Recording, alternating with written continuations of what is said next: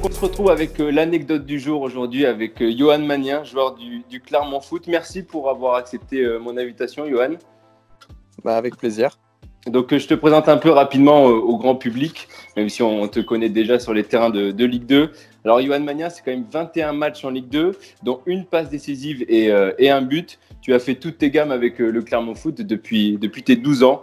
Un vrai produit issu du centre de formation, donc. Et tu as signé professionnel il y a 1 an et demi, à la trêve hivernale. C'était en janvier, si je ne dis pas de bêtises. Oui, c'est ça. Et donc au début, tu as côtoyé un peu le banc, puis quelques matchs en coupe. Depuis cette année, Johan Magnin, c'est la révélation de Ligue 2, régulièrement titulaire et vrai couteau suisse de la formation clermontoise. D'ailleurs, tu as été récompensé par France Football. Il te cite comme le meilleur joueur du championnat de Ligue 2 en 28 journées avec une note moyenne de 5,87. Il y a pire comme début de carrière, non? Oui, c'est vrai que cette saison, j'avais des objectifs. Après, j'espérais peut-être pas forcément faire tout ça, jouer autant, avoir entre guillemets des petites récompenses ou distinctions. Donc c'est vrai que ça fait toujours plaisir. Après, rien n'est fait, même acquis. Il reste encore beaucoup de travail et beaucoup de chemin, mais c'est vrai que à titre individuel et même collectivement avant le début du confinement, c'est vrai que c'est une super saison. En tout cas, on te souhaite le meilleur, mais aujourd'hui, tu es là pour nous raconter ton anecdote, une anecdote que tu n'as dévoilée à personne.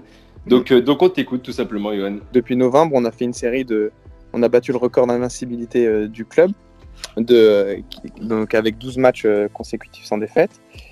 Et ça coïncide avec le début d'un jeu qui s'appelle le Loup-Garou.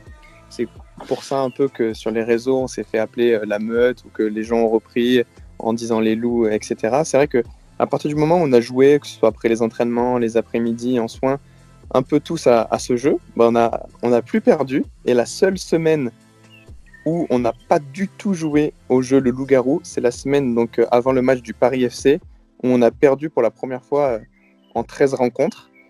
Et après cette rencontre, on s'est remis à jouer et on a regagné contre Nancy et Sochaux. Donc voilà, je ne sais pas s'il y a un lien de cause à effet, mais voilà, la petite superstition en tout cas nous donne peut-être un peu de courage dans les matchs.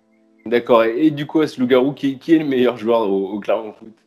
Il y a beaucoup de bons joueurs, franchement, c'est des parties de très haut niveau.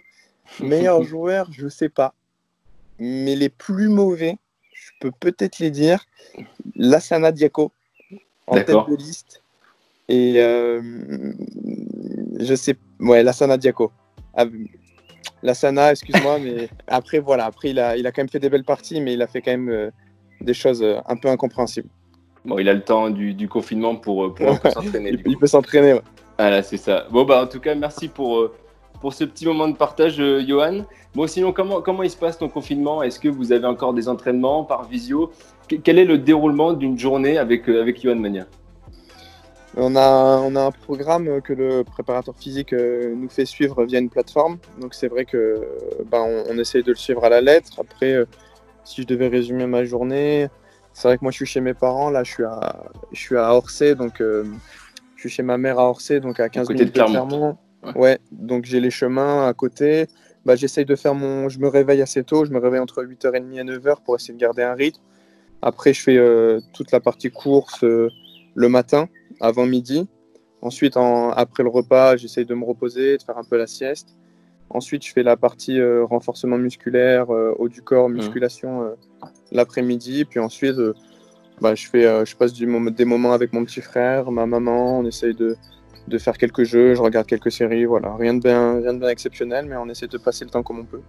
D'accord, au moins tu es occupé, c'est le principal. Ouais. La prochaine personne qui nous accompagnera pour l'anecdote du jour, c'est Christophe Pélissier, l'entraîneur du FC Lorient, que tu as dû croiser aussi sur les terrains de Ligue 2. Est-ce que toi, tu aimerais entendre aussi quelqu'un en particulier pour nous faire partager son anecdote à lui? On n'a qu'à faire le lien entre Christophe Pélissier et moi, donc Clermont Foot, Lorient. J'aimerais bien entendre Julien Laporte, qui a rejoint Lorient l'été dernier. Et c'est vrai que je m'entendais et je m'entends toujours très bien avec lui, donc j'aimerais bien qu'il nous fasse une petite vidéo. Eh ben, très bien, j'espère que le message va passer. Julien Laporte qui a que tu as côtoyé au Clermont Foot pendant quelques saisons, c'est ça? Oui, c'est vrai que je l'ai côtoyé l'an dernier, je le connaissais aussi d'avant, et c'est quelqu'un de top, en plus d'être un très bon joueur, donc je t'envoie une bonne personne. Très bien, bah parfait alors. Julien Laporte qui vient du Cantal d'ailleurs. Ouais. Donc on se retrouvera du coup dans les prochains jours avec Christophe Pélissier et prochainement avec Julien Laporte, on l'espère. En tout cas, on te souhaite un bon confinement, Johan, et merci encore pour ton passage. Pareillement, salut.